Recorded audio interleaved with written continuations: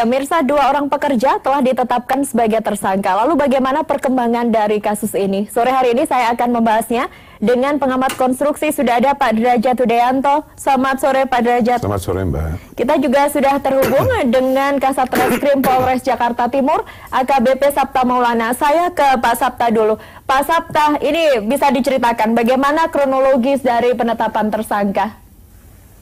Ya, baik, Mbak. Saya jelaskan. Kronologi penetapan tersangka terhadap perkara yang menyebabkan orang lain luka berat yang kita tangani, yaitu hasil dari olah TKP sendiri. Kemudian ada beberapa keterangan saksi dan keterangan ahli yang kita dapatkan. Kemudian kita tetapkan kedua orang ini sebagai tersangka yang memenuhi unsur kelalaian. Ada kelalaian. Di mana letak kelalaiannya, Pak Sapta? Kelalaiannya di sini adalah bahwa ada beberapa item yang terdapat di SOP pekerjaan tersebut tidak dilakukan oleh kedua orang. Baik, saya ke Pak Derajat. Ini SOP, ada beberapa dari SOP dikatakan tidak dikerjakan. Pendapat Anda terkait penetapan tersangka dua orang pekerja di lapangan, Pak Derajat? Baik, kalau dari informasi yang baru saja kami terima, tentu saja pihak kepolisian sudah mengambil suatu kebijakan untuk dinilai apakah masalah-masalah yang dikatakan tidak diikuti tadi memang kritis atau tidak.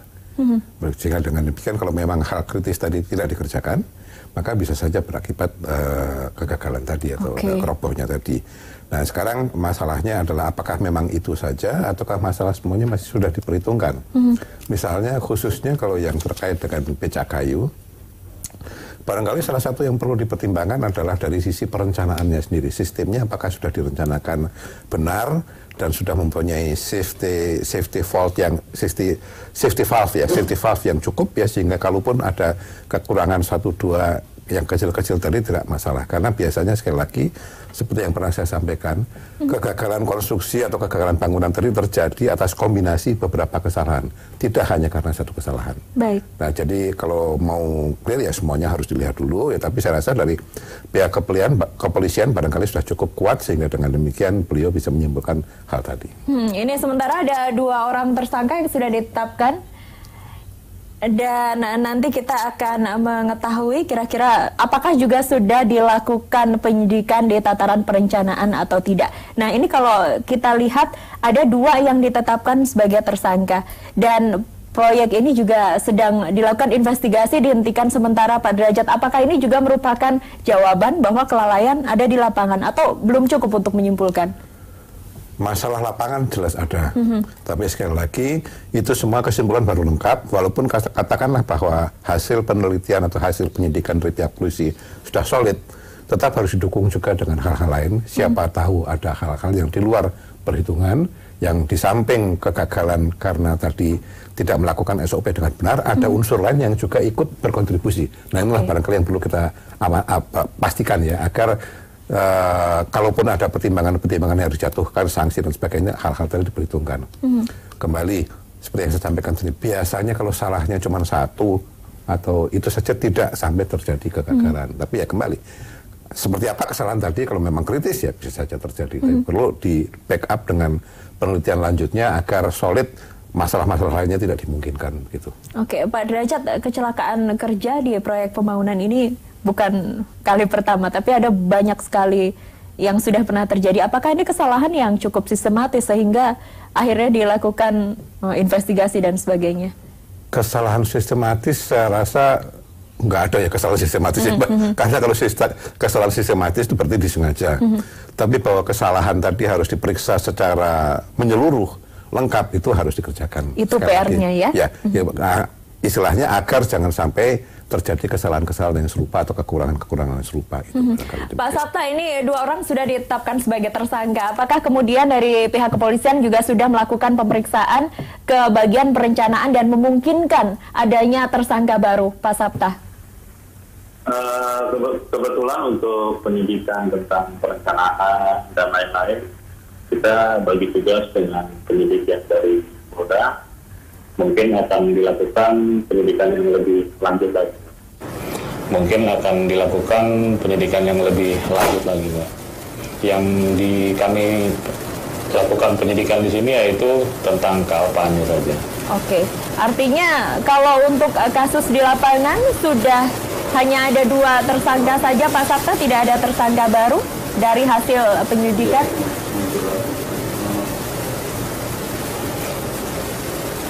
Ya, sampai saat ini masih 2 tersangka, Mbak.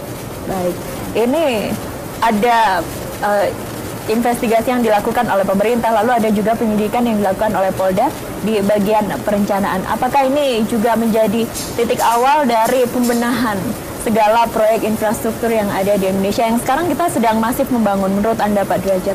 Seharusnya memang demikian, karena tanggung jawab atas keselamatan suatu proyek atau kegiatan konstruksi itu ada pada kita semua.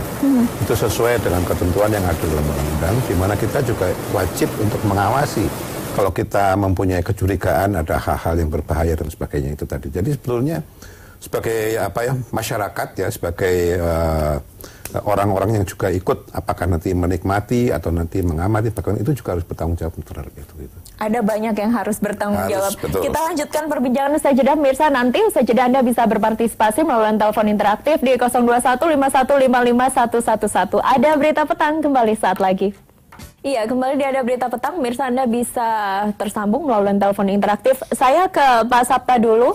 Pak Sabta, ini 2 orang ditetapkan sebagai tersangka. Apakah hingga saat ini belum dilakukan penahanan? Belum.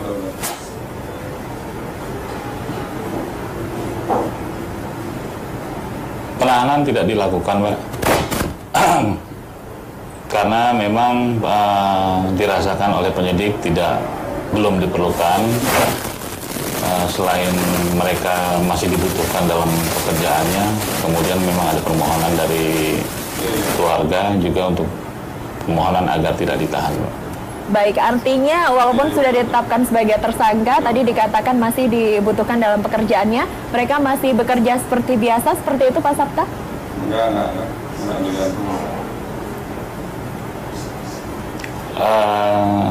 untuk itu kita tidak tahu ya kebijakan perusahaan seperti apa. Namun perusahaan berjanji akan menghadirkan apabila kita perlukan gitu. Baik, terakhir Pak Sabta, ini 2 orang tersangka dikenai pasal apa?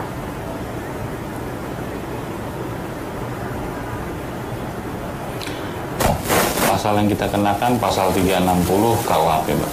Baik, dengan ancaman hukuman?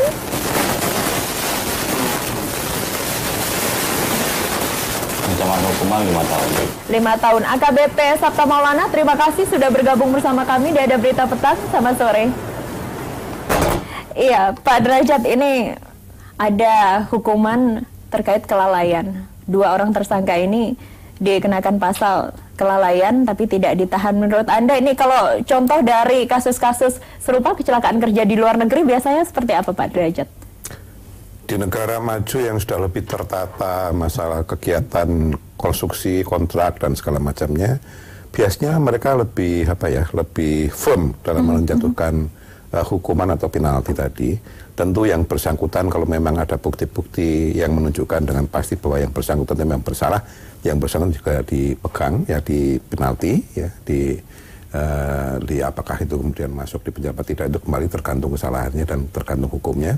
Tapi di samping itu juga biasanya company-nya tidak bisa lepas. Tetap kena ada penalti. Company-nya tidak bisa lepas. Bahkan juga atasan-atasannya bisa saja dipertanyakan mengapa sampai membiarkan hal tadi terjadi. Itu jadi biasanya tidak hanya 1-2 yang di bawah saja, kalau itu memang yang sekarang itu yang salah, yang terdakwa yang di bawah, tapi yang di atasnya juga biasanya diteliti dengan baik untuk bisa melihat apakah memang tidak mungkin bahwa itu kondisi yang salah di bawah tadi di luar kontrol yang misalnya dari yang di bawah tadi. Misalnya saja kalau supply materialnya memang materialnya tidak bagus, misalnya saja ya, atau hal-hal yang lain yang agak menyimpang, nah itu kita tidak tahu, nah makanya perlu dipelajari dengan lebih baik dan kembali yang dikaji tadi bukan hanya yang di lapangan saja, tapi juga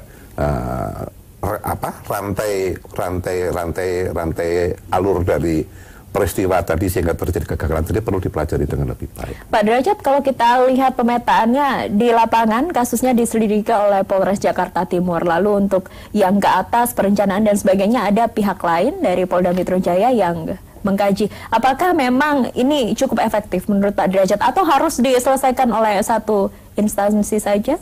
Saya rasa siapapun yang menyelesaikan asal itu dalam kewenangannya, tapi juga kembali harus dalam bidang keahliannya. Jadi apakah itu misalnya dari pihak kepolisian atau pihak yang lainnya, yang mengkaji tadi harus ada ahlinya.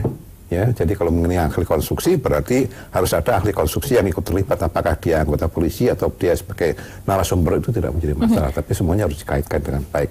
Juga termasuk kalau misalnya ini kemungkinan kelalaian tadi adalah karena sistem manajemen dari perusahaannya, berarti juga harus ada seorang ahli manajemen yang bisa melihat ya apakah perusahaan ini sudah menjalankan proyeknya dengan baik atau tidak. Saya rasa kita harus berpikir demikian dan melakukan hal demikian, khususnya kalau kita tidak ingin kejadian serupa terulang. Hal serupa sudah dilakukan oleh Polres Jakarta Timur, meminta keterangan ahli, lalu mendengarkan keterangan saksi-saksi sebelum akhirnya mengerucut pada penetapan 2 tersangka ini untuk penanganan kasus serupa agar tidak terulang lagi. Apalagi sekarang banyak kasus pembangunan infrastruktur yang sedang dihentikan. Rekomendasinya seperti apa, Pak Derajat?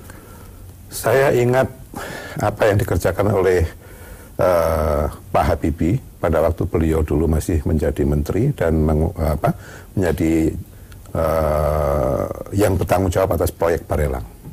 Di mana proyek Barelang, jembatan Barelang dulu oleh pemerintah dijadikan pilot project untuk belajar bagi engineer Indonesia. Beliau mengatakan, belajarlah mendesain, belajarlah melaksanakan, kerjakan sebaik mungkin, salah biarin saya yang tanggung jawab. Oke. Ya, jadi itulah saya rasa suatu pesan moral yang juga harus kita bawa sampai sekarang. Karena bagaimanapun yang bertanggung jawab tadi ya harus ikut bertanggung jawab. Sampai kemana tanggung jawab tadi tergantung dari proses yang kita lihat tadi.